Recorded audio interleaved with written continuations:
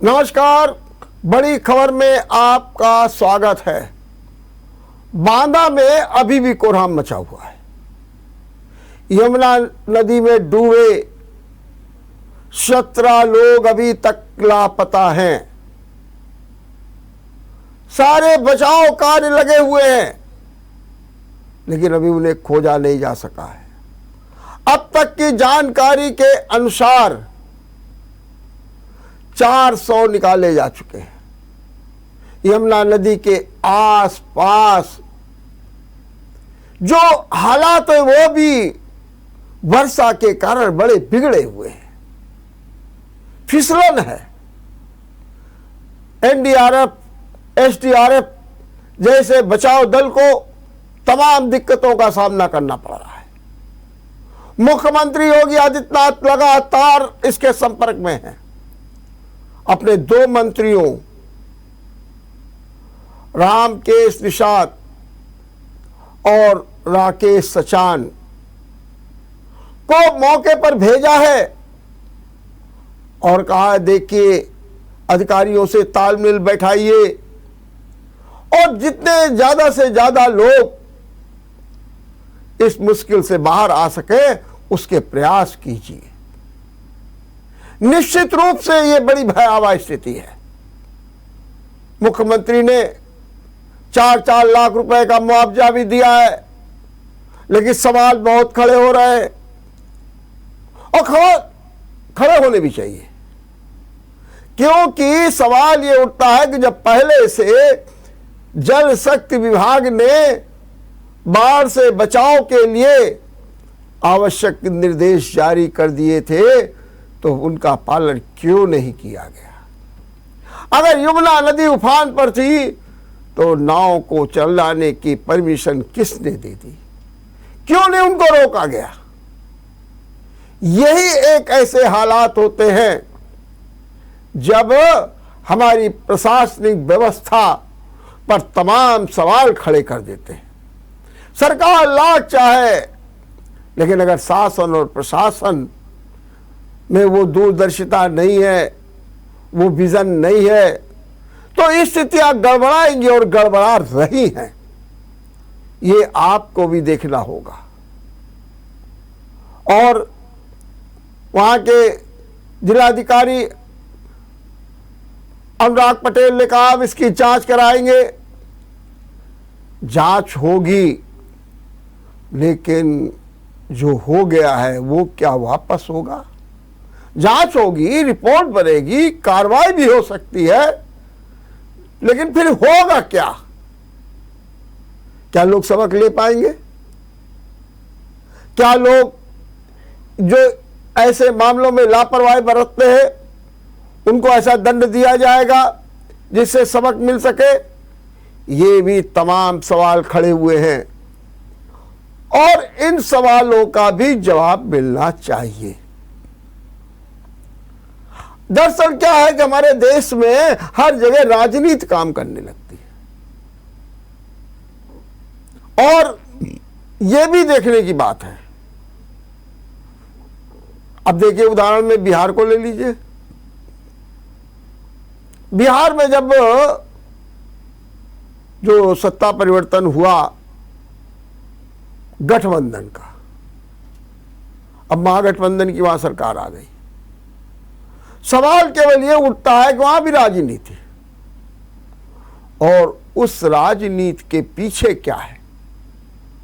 उसमें राजनीति सिर्फ यह है कि हमारी कुर्सी कैसे बची रहे। ना कोई मानसिकता में बदलाव है, ना कोई ईमानदारी और निष्ठा में कोई जो है जुझारूपन दिख रहा है, नया संबल दिख रहा है। अब सवाल सीधे हो रहा है, सबकी निगाह है कि विपक्ष कैसे होगा। नीतीश कुमार एक कर रहे हैं, नीतीश कुमार कह रहे हैं विपक्ष को एक करेंगे, ये भी बात हो रही है और तेजी के साथ सरगर्मी बढ़ रही है। अंदर अंदर मंत्रिमंडल के विस्तार को लेकर के खींचतान मची है, लेकिन कह रहे नहीं, सब बिल्कुल ठीक है, कोई बार्गेनिंग नहीं, कोई समझौता नहीं, कोई बात नहीं। ये सब बातें हो रही हैं। और आज जो ये बिहार में घटनाक्रम हुआ उसमें एक बड़ी भूमिका रही है सोनिया गांधी की। आज सोनिया गांधी से मिलने के लिए तेजस्वी यादव जो डिप्टी सीएम है जा भी रहे हैं, शाम को मिलेंगे भी, एक खाका खींचा जाएगा। लेकिन हर जगह राजनीति। अब देखिएगा यमुना नदी में नाव डूबी, अब कहिए इसमें भी राजनीति शुरू हो जाए। अधिकारी किस वर्ग का है, अधिकारी को बचाया जाएगा, अधिकारी को जो है तलवार लटकेगी, ये तमाम सवाल खड़े हो जाएंगे। लेकिन ध्यान रहे, अगर ऐसे अहम मामलों में भी राजनीति होगी तो फिर बंटाधार निश्चित है। इसलिए समस्याएं हैं अपने देश में और इन समस्याओं का निदान होना चाहिए।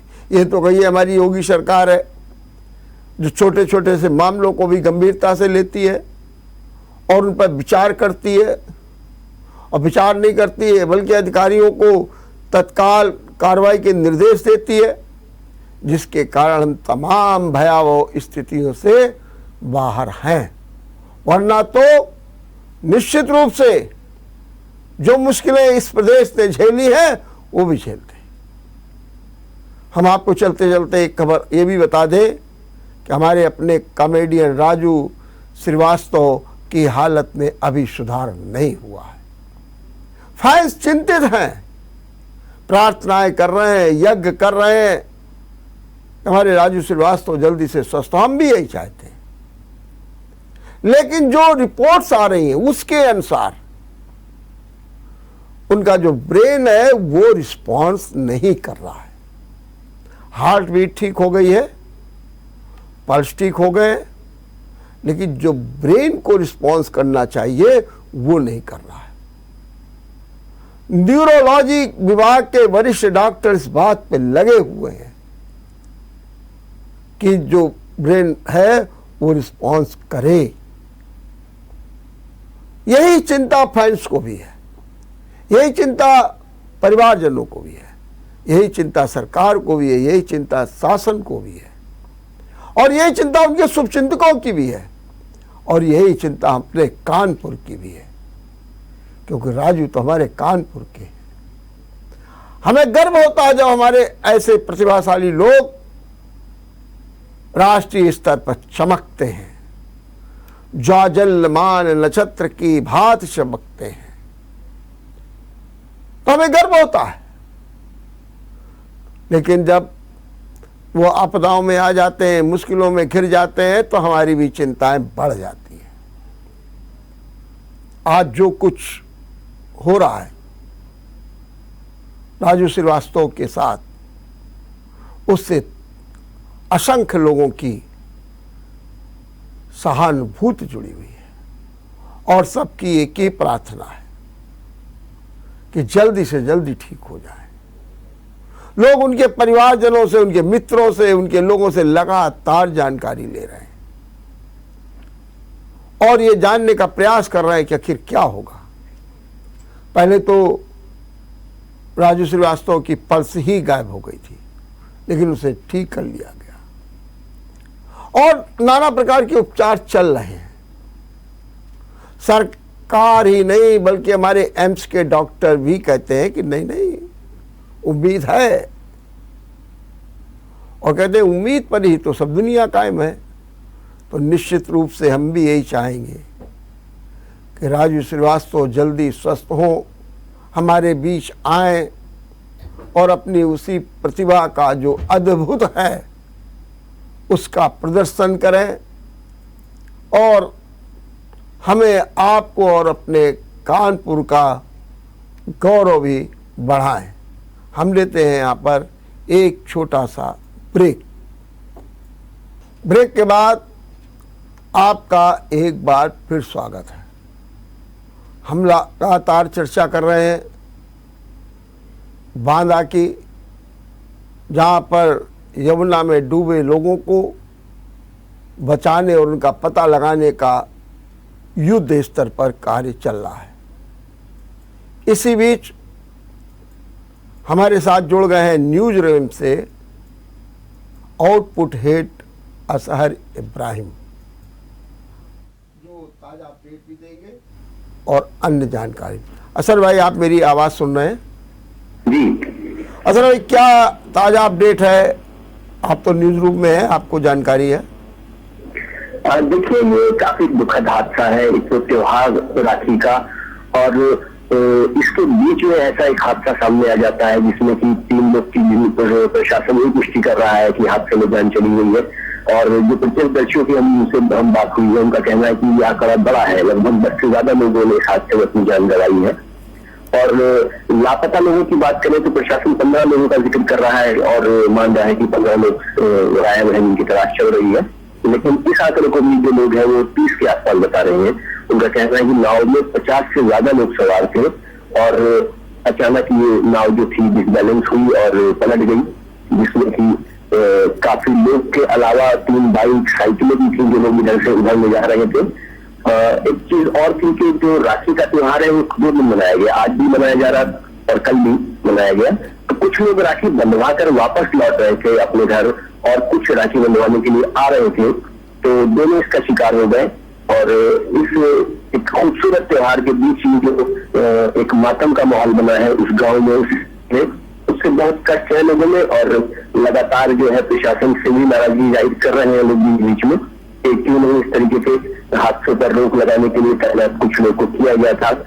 जो नाव वाले जरूरत से ज्यादा, क्षमता से ज्यादा लोगों को लेकर इधर जा रहे थे, इस पर क्यों नहीं लगाम कसी गई? निश्चित रूप से जनता में आक्रोश भी है।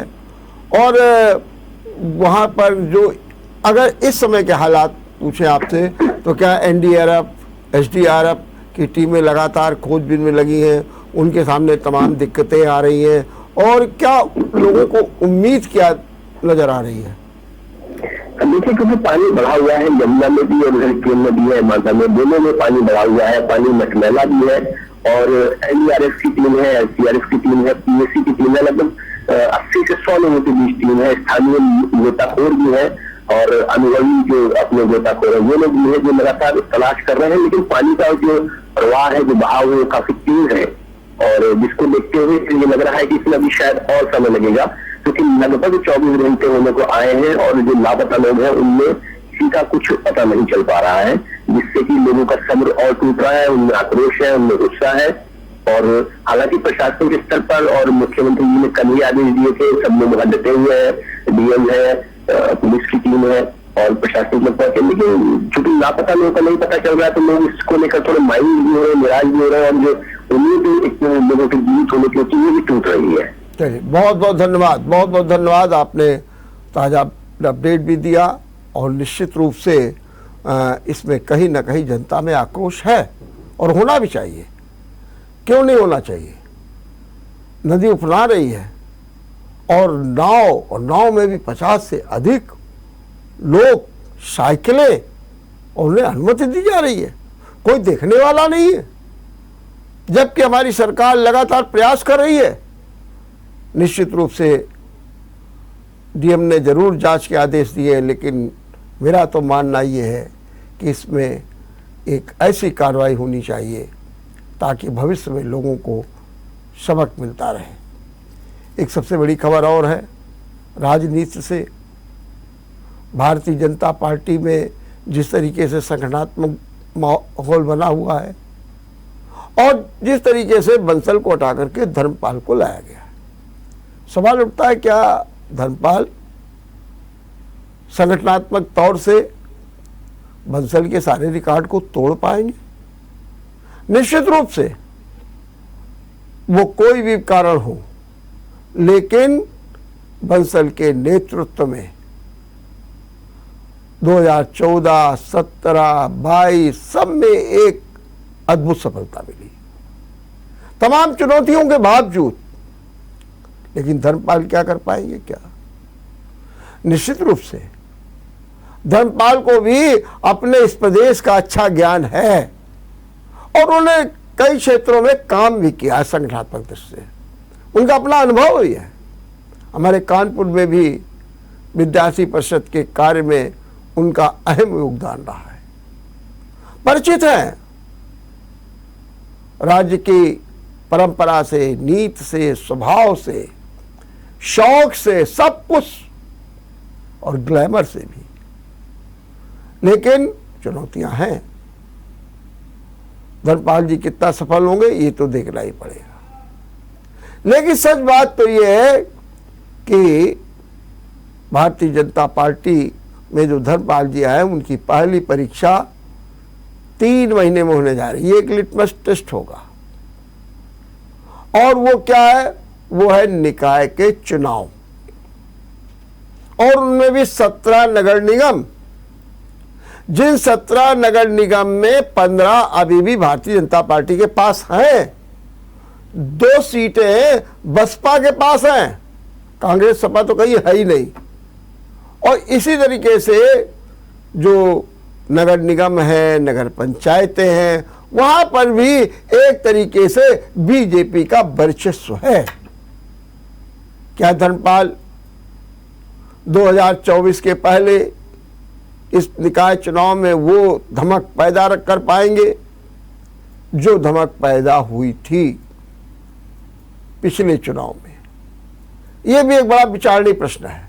लेकिन भारतीय जनता पार्टी है, इसका अपना कार्य करने का एक तरीका है, इसकी अपनी एक कार्यशैली है, तो निश्चित रूप से धर्मपाल को भी एक नया संबल मिलेगा और वो भी कामयाबी की ओर तेजी के साथ बढ़ेंगे। देखते रहिए बड़ी खबर। नमस्कार।